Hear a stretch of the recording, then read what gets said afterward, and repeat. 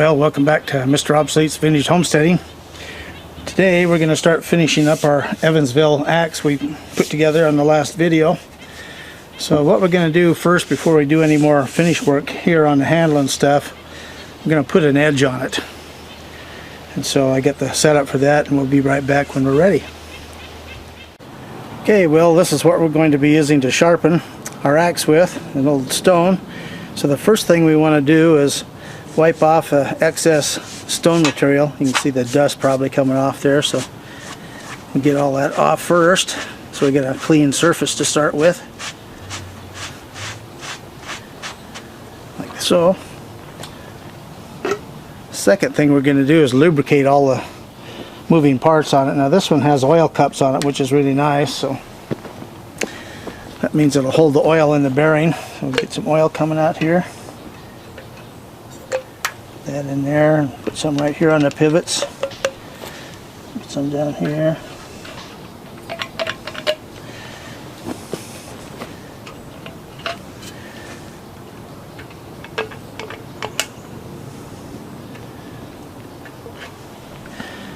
You notice I'm using a vintage oil can. This is really nicely made and stuff. I bought a same brand, an Eagle, a new one, a while back. The lever on it here was just a piece of stamped tin folded over. The first time I used it in the cold weather, it folded over. This has a nice hardened steel piece lever on it. Got a real high quality pump in it, so vintage is always better. So the next thing we do is put some water in here when we get ready. We need to put some on the stone to work it out first. Let it soak in just a little bit. It's pretty cold out here today, so I'm using warm water. Make it soak in a little faster.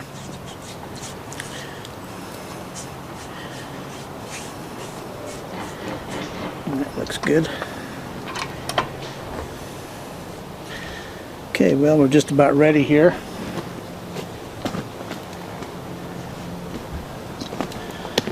Here's the axe.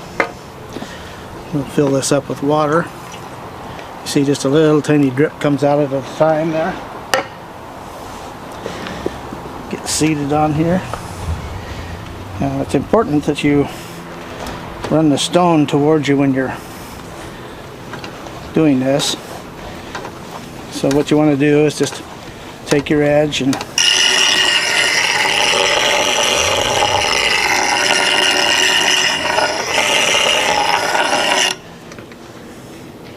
yeah, it's putting a nice edge on it already.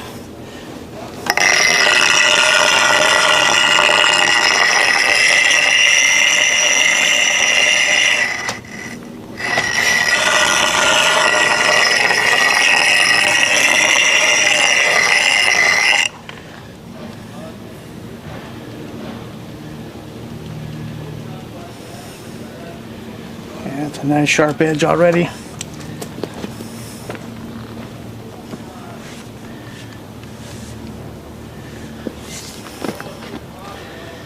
See that nice edge on there? And what I'll do to finish it is just actually take some lapping compound on a piece of leather and stuff, and I'll get that last little finish on it, but nice and sharp. So we'll be back in a bit.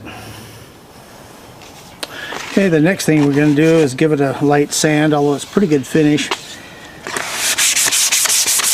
This just gives it a little better finish here.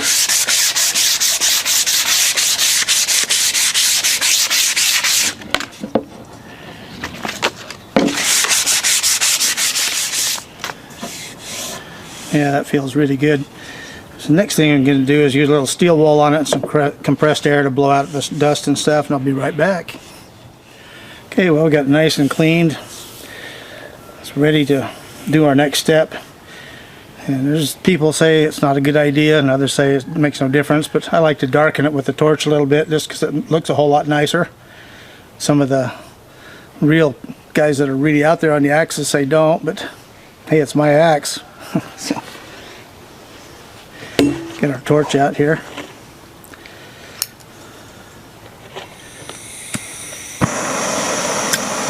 Vintage Zippo. Just a light burn on it, not very heavy.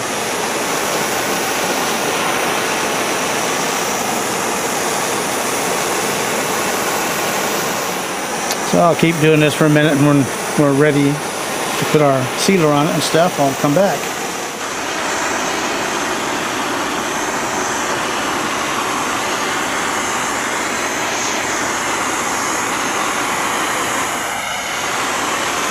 You can see it highlights the grain structure real nicely. The other thing it does, it puts a little bit of heat into the wood, and so when I put the linseed oil on it, it'll actually help it soak in better. So what little charred surface it has that might stop it from soaking in is negligible, and so you don't worry about it.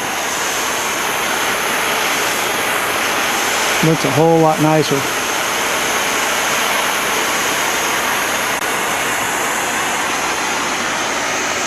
Okay, well, we'll get the oil and be right back. Okay, here we go. See how beautiful that wood comes out? That's really nice.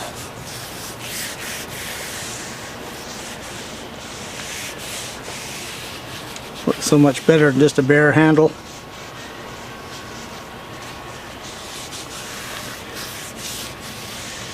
Like I say, that little bit of warmth in there just makes it suck in a lot better.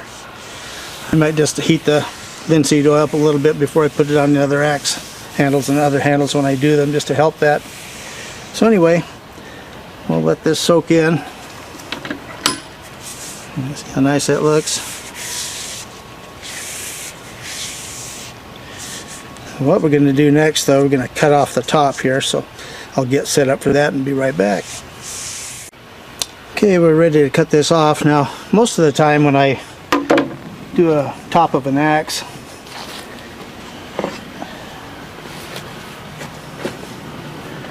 I leave them like this just because I like the looks of it.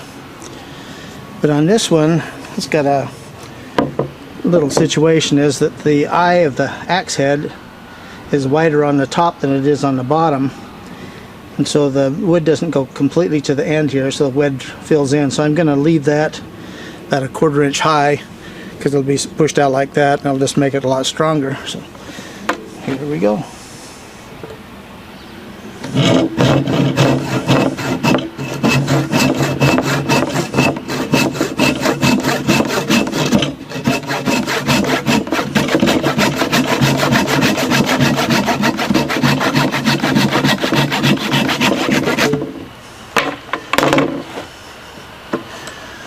So you can see that sticking up a little bit like that.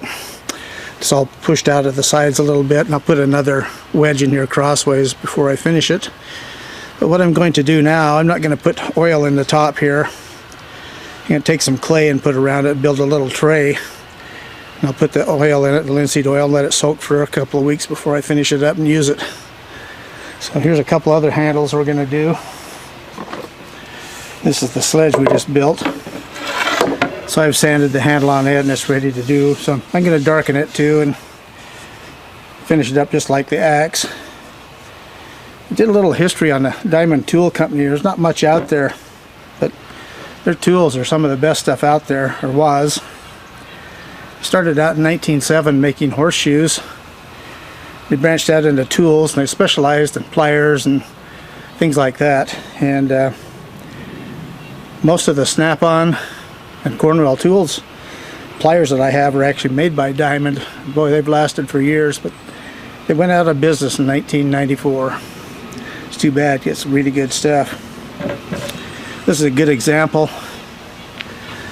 This thing has been used and used and used, but the face of it's not mashed out, or a poor quality steel. Wouldn't have that nice flat finish on it still after all these years. Then the other thing we're going to do, we took this broken handle and modified it, soaking it in the linseed oil for a week. You can see how far it's saturated in there, so this is in really good shape. So I'm going to grab some tools and be right back. Okay, we're ready to put the rake together. Painted it international red, since tractors and everything are international around here. Gotta keep the theme going here. So we'll put the collar on here. We'll tap it back on with our vintage hammer. And we'll install this.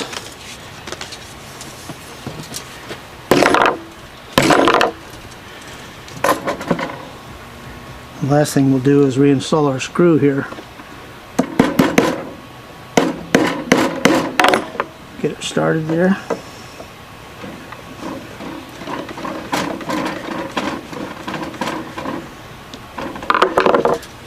There we go. It's a useful tool again. Remember, this handle was broken off on the end because it was rotten. Nice and strong now. Good for years of service. So we'll get some linseed oil out and we'll finish these projects up here in a sec. Okay, well, here we are. Just goop it on there and kind of work it into the surface. You see, it takes a bit to get it to soak in.